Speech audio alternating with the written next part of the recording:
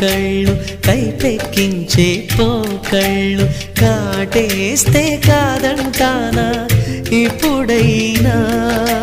వయసేమైనా సొగసేమైనా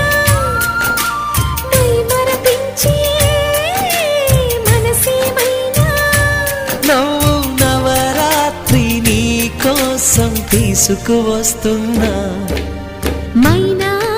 ఏమైనావే మన్మథ మాసం అయినా ఎంతైనా ఇది మెత్తని మోసం